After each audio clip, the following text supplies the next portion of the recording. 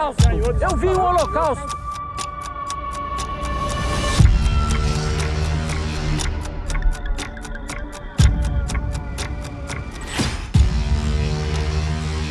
Corremos pra dentro do xadrez, aí eles mataram dentro do xadrez. Eles me tiraram de madrugada da cela, só de calção, me colocaram na parede de vidro com mais uns 10 companheiros, deram um monte de paulada na gente e falaram, vai carregar o futuro de vocês, que o futuro de vocês é tudo a morte. Pra você ter ideia, eu tenho o cheiro da criolina no nariz, até hoje eu sinto aquele cheiro. Sabe aquele cheiro de, sei lá, de morte, de sangue? Entre 1985 e 2020, no estado de São Paulo, nós tivemos cerca de 820 chacinas, pelo menos. Então, são muitos corpos tombados num momento democrático, né, que se diz democrático. Depois dos 30 anos do massacre da casa de detenção de São Paulo, quantos outros massacres nós vimos? Quantas pessoas que nesse momento não estão sendo massacradas e mortas na periferia do Estado, a mando do Estado ou pelo seu braço armado? O massacre do Carandiru completou 30 anos em outubro de 2022. A chacina foi responsável pela morte de pelo menos 111 pessoas e até hoje não houve responsabilização dos agentes envolvidos no crime. Sobreviventes do Carandiru, familiares e pesquisadores estiveram na Unicamp para debater o que foi a chacina e por que há persistência desse tipo de crime no Brasil. Confira na reportagem. Maurício Monteiro é um dos sobreviventes do massacre. Professor de boxe, ativista na primeira frente de sobreviventes do cárcere e graduado em gestão ambiental, ele tinha 23 anos na época e conta o que ocorreu naquele dia, contestando a versão da polícia sobre uma suposta rebelião. O dito massacre da casa de detenção, né, que foi um extermínio de preso, né, ele ocorreu devido a uma confusão entre dois presos. Só que nós temos que entender o seguinte, poxa, então teve uma confusão generalizada? Não, não teve confusão generalizada. Quando falam que houve confusão generalizada no pavilhão, isso simplesmente é para justificar todas aquelas mortes. Houve confusão entre dois presos, acabou essa confusão, esses presos eles foram removidos do pavilhão, eles não se encontravam mais, os funcionários levaram ele, levou um para o hospital e o outro para o castigo, acabou. E os funcionários, eles vieram querendo trancar aproximadamente 3 mil presos. 13 funcionários, sendo que não estávamos no horário da tranca. E isso, houve aquela discussão com os funcionários. No entanto que não havia funcionário, não havia refém. Não tinha refém. Simplesmente o preso não queria entrar porque não fazia parte do horário dele estar na tranca. E foi quando os funcionários saíram, simplesmente saíram, o preso conversou entre si, voltou para a porta das celas, aguardando essa tranca e, de repente, a polícia entrou matando. Foi um batalhão da rota que entrou pelo pavilhão 8 e entraram matando. Simplesmente não teve ideia. Foi isso. Meu nome é Denise, eu sou irmã do Maurício Monteiro, sobrevivente do massacre da casa de detenção. E nós chegamos lá, na portaria já estava cheio de reportagem, a cavalaria.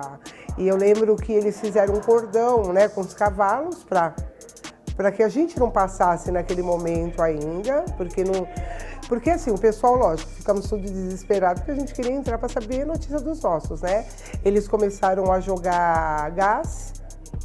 Eu lembro que eu e minha cunhada, nós nos agachamos no chão, passamos por debaixo dos cavalos, eles estavam parados, e nós conseguimos chegar do outro lado. Outras pessoas também.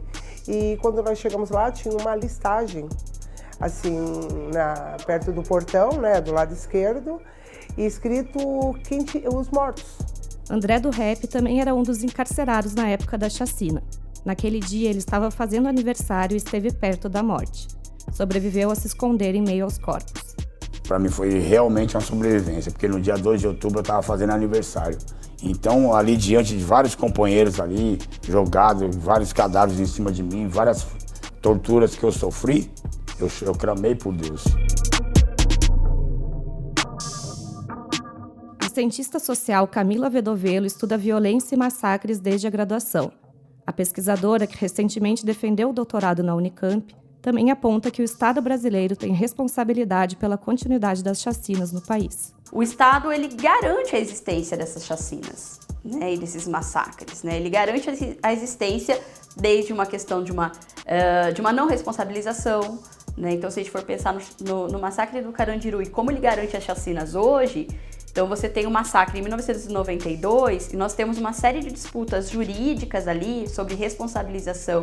Em 2018 a gente tem a anulação do júri, né? Depois volta a ter a penalização, mas o que ocorre, né? Esses policiais não estão presos, né? O coronel Ubiratã faleceu, né? E teve lá os seus anos de prisão, né, colocados pelo Estado, mas, né, foi inclusive eleito deputado com o número 111. Inclusive eu fui para frente da LESP, juntamente com outros sobreviventes do cárcere também, fomos com grade, megafone, e falar que nós não concordamos.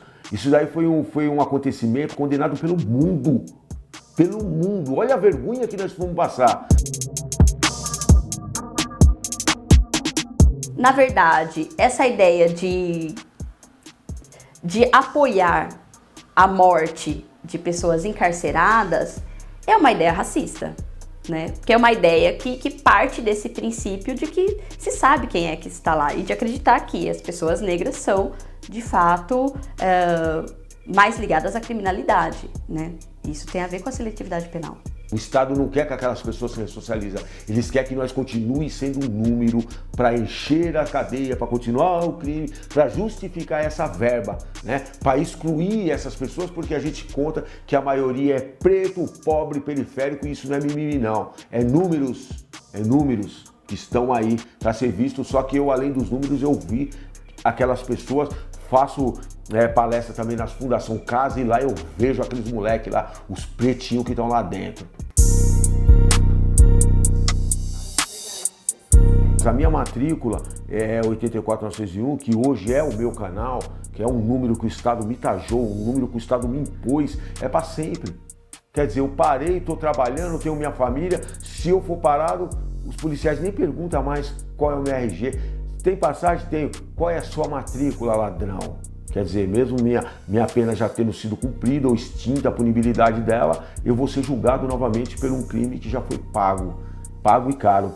Quer dizer, então a minha vaga lá dentro do presídio, ela já está guardada, já está ali esperando eu fazer alguma coisa para me voltar, já com o número, já com o meu prontuário, com tudo certinho. Então, se eu cair hoje, não vai cair o André do rap arte educador. O André do rap escritor, o cara que vai cair, o bandido, o cara que matou, que roubou e que foi pro sistema prisional. Então, assim, eles vão sempre te chamar como vão te tratar como ex-presidiário. Depois de cumprir as penas, tanto André como Maurício começaram a atuar em projetos que tentam impedir com que jovens entrem no mundo do crime. A proposta é, através do rap, através da literatura, através do trabalho social que eu faço dentro das comunidades, não deixar no esquecimento, né? Então mostrar para a molecada que tem um caminho, existe um caminho. O crime é alicioso, aterrorizante é você estar preso. Então a gente não quer ser só o preto pobre da periferia, né? Porque dentro da periferia tem vários talentos, dentro do presídio também tem vários talentos. Então essa luta pela justiça é constante, não é só minha. Mas pode passar 29, 30, 40. Enquanto eu tiver fôlego, eu vou estar denunciando junto com vocês. Que é mais fácil aliciar do que alimentar.